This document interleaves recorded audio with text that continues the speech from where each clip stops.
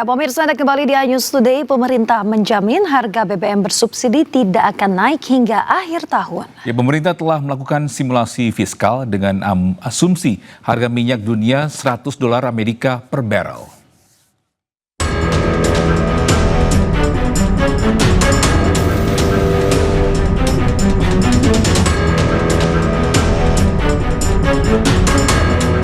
Meski harga minyak dunia naik imbas perang, namun pemerintah menjamin harga BBM bersubsidi tidak akan naik hingga akhir tahun. Dengan asumsi harga minyak dunia $100 Amerika per barel hingga akhir tahun, Menteri Keuangan Purbaya memastikan bisa tetap menjaga APBN dengan defisit anggaran tetap terjaga di kisaran 2,9.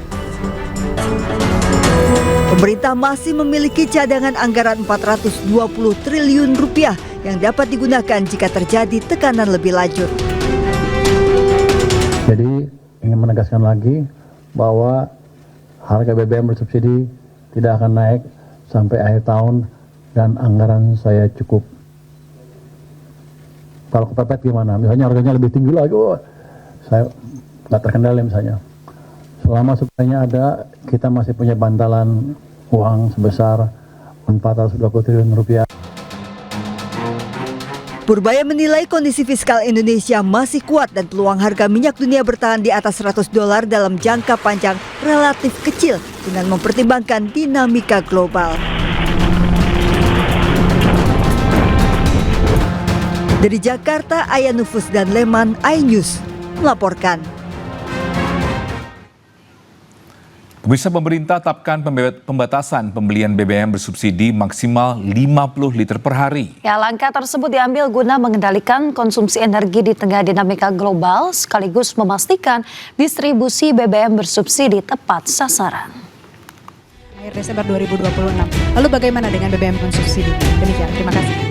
Menteri Koordinator Bidang Perekonomian RI Erlangga Hartarto sampaikan pemerintah menetapkan pembatasan pembelian bahan bakar minyak bersubsidi maksimal 50 liter per hari. Kebijakan ini berlaku selama 2 bulan ke depan atau hingga akhir Mei 2026. Ketentuan tersebut mengacu pada surat edaran BPH Migas yang mengatur secara rinci BBM untuk berbagai jenis kendaraan. Ya, di situ ada penjelasan lebih detail berapa untuk truk, berapa yang lain.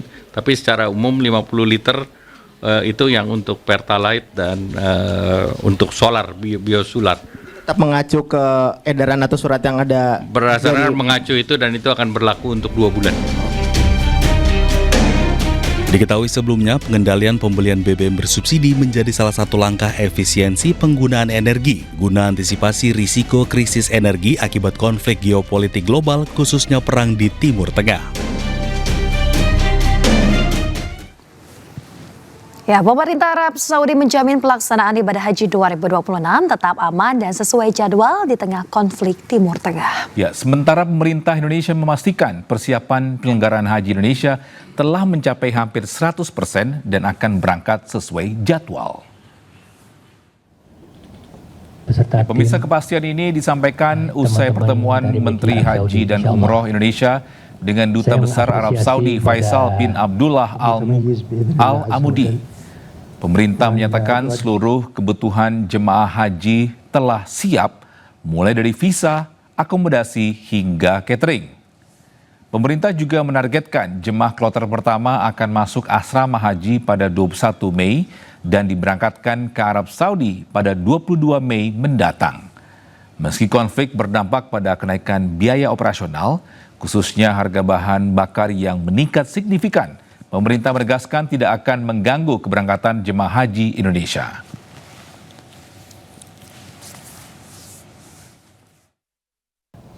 Alhamdulillah, persiapan kaji kita sudah hampir 100%.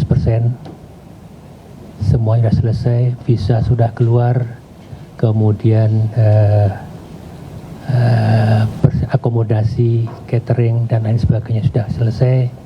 Dan insya Allah tanggal 21 jamaah haji kloter pertama bisa masuk asrama haji dan tanggal 22 berangkat ke Arab Saudi insya Allah. kalau jamaah haji yang kita kelola, jamaah haji reguler, semuanya direct flight. Memang ada beberapa jamaah dari jamaah haji khusus yang sebagian malah melakukan penerbangan transit. Kami sudah meminta mereka untuk memitigasi kemungkinannya dicarikan penerbangan yang bisa direct ke Saudi, karena beberapa daerah penerbangan transitnya masih belum memungkinkan. Ya, kita ke informasi berikutnya pemirsa. Sebelum nama Wakil Presiden ke-10 dan 12 RI Yusuf Kala disebut terseret isu jasa Jokowi, muncul nama Presiden ke-6 Susilo Bambang Yudhoyono putranya AHY hingga Puan Maharani. Ya, sebelumnya Jokowi sempat menyebut ada nama besar di balik bergulirnya isu jasa palsu, namun hingga kini Jokowi tidak menyebut siapa sosok yang dimaksud.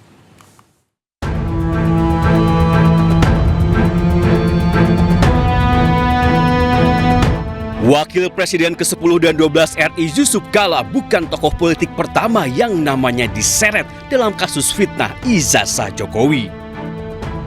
Sebelumnya muncul nama Presiden ke-6 Susilo Bambang Yudhoyono. Akun anonim di media sosial menyebut SBY ikut bermain dalam isu ijazah Jokowi. Partai Demokrat meradang dan langsung polisikan 4 akun tersebut. Tak lama muncul 3 nama lain, yakni Agus Harimurti Yudhoyono atau AHY, Puan Maharani, hingga Rizik Syihab. Sebuah kanal YouTube menyebut ketiganya berada di balik penyebaran isu ijazah Jokowi. Belakangan kanal YouTube itu raib. Jokowi tanggapi santai, mengaku tidak ingin menuduh siapapun. Saya tidak mau berspekulasi dan saya juga tidak mau menuduh siapapun. Jokowi mungkin lupa sebelumnya ia sendiri yang menuduh ada orang besar di balik isu ijazah miliknya. Feeling saya mengatakan ada agenda besar politik dalam tuduhan ijazah palsu maupun pemakzulan. Artinya memang ada orang besar. Tuduhan Jokowi akhirnya timbulkan spekulasi publik hingga memunculkan berbagai nama besar. Namun bak lempar batu sembunyi tangan, hingga kini mantan gubernur Jakarta itu tidak juga menyebut siapa orang besar yang dimaksud. Hingga akhirnya publik seperti tebak-tebak buah manggis siapa orang besar yang ia maksud. Tim Liputan iNews melaporkan. Pemirsa, pengacara Yusuf Kala Abdul Haji Talaohu ungkap JK mempertanyakan kenapa Rismon Sianipar baru klarifikasi setelah video yang diduga AI viral ini hingga JK melaporkannya ke polisi. Ya, berikut potongan dialog dalam program Rakyat Bersuara bersama Aiman Wicaksono.